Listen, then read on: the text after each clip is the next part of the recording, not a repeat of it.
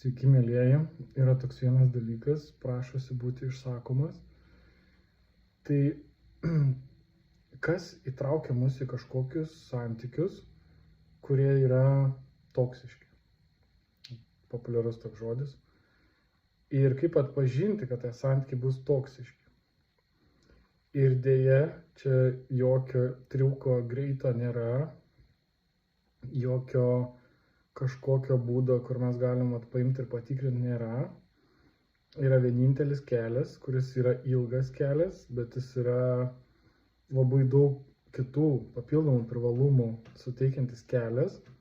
Tai reiškia, kuo dažniau išmokti pačiam jaustis gerai, jaustis balanse, suprasti, kaip grįžti į balansą, suprasti, kaip jame ilgiau būti, kaip būti tame gerame jausme, ramybėje. Ir kai mes tame būsime, tada labai greit pasimatys, kuris žmogus sudarko šitą vidų. Ir čia bus ženklas, kad tai nėra gerai. Jis tiesiog sudarko tą vidų. Ir viskas, tada aišku. Bet suprantat, kai nėra pas mus pačius viduje tos ramybės, to gebėjimo sugrįžti į balansą, į gerą jausmą, tai mes tada ir negalim suprasti, o kas tiksliai mums sujaukia tą vidinę būseną. Įsivaizduokit, upė ir jos paviršius. Jeigu jis yra ramus, tai labai greit matosi, kai kažkas paėmė, įmetė šaką, akmenį, mes iškart matom bangelės, kad yra sujaukta, matom, iš kurios vietos eina, ir matom, kaip buvo prieš tai, ir suprantam, kaip dabar. Labai viskas aišku, bet duokit, jeigu jau tas paviršius toks, kur ten labai ir banguotas, ir galbūt lyja, ir šiaip krenta visokie daiktai, ir dar kažkoks vienas daiktas įkrita, mes to nepastebėsim. Net nesuprasim, kas iš kur krenta, kas nuo ko atsirado, kas čia vyksta, kaip tai nuraminti ir taip toliau. Ir tada jokių šansų nėra suprasti, koks žmogus, apie ką ir kaip dažnai mums sujaukia tas nuotaikas. Jam nebūtinai reikia kažką tiesiogiai pasakyti, kad sujauktų. Jam nereikia būtinai netgi kalbėti, kad sujauktų. Jis gali per atstumą tai padaryti. Suteikti kažkokį keistą jausmą dėl to, kad kažką daro, ką jūs nujaučiat, kad daro. Arba elgiasi kažkaip, ar tai nepagarbiai, ar kažkaip turi kažkokią savybę, kur jūs jaučiat, kad galbūt jinai išbalansuos. Ir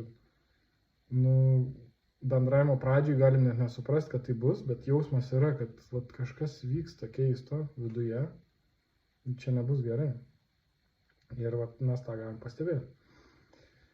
Ir jeigu mes to negalim pastebėti, tai reiškia, kad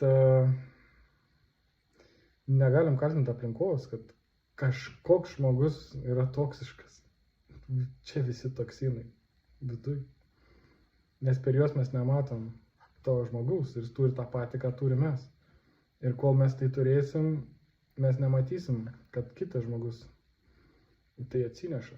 Nes mes per savo šitos toksinus nematysim ir kaip tik trauksim kitą žmogų tokį patį, nes, jeigu pas mus čia yra tie toksinai, tai normalus žmogus, jisai, ant mūsų pastebi, kad su mum čia kažkas negerai.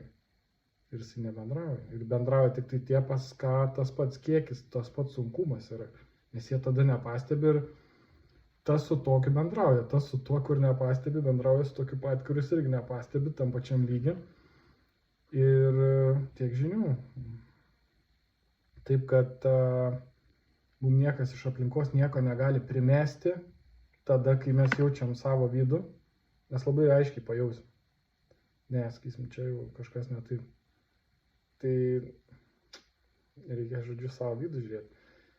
Ir kitas dalykas, dar yra tokie, kaip sakyt, kabliukai, per kuriuos galima, ne? Tai vienas dalykas, mes per tą jausminę prizmę galim suprasti, kas vyksta apie tą žmogų.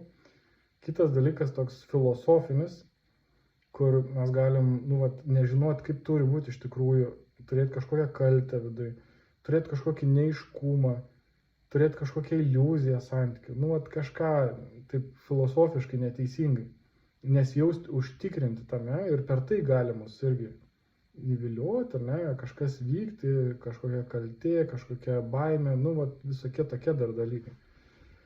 Tai čia, nu, svarbu, reiškia, jaustis užtikrintam. Ir žinot, kad, nu, vat, jeigu aš esu ramus ir esu geram jausme, balanse, tai turiu dar plus būti ir užtikrintas ir man turi būti aišku, kad aš esu taip, kaip esu, man ramu ir jūs, nu, nieks negali man čia kažko dabar primetinėti, kažką aiškinti, kažko reikalauti, kažką bandyti pakeisti, primesti ir taip toliau, ir taip toliau. Tai va, gerą vakarą.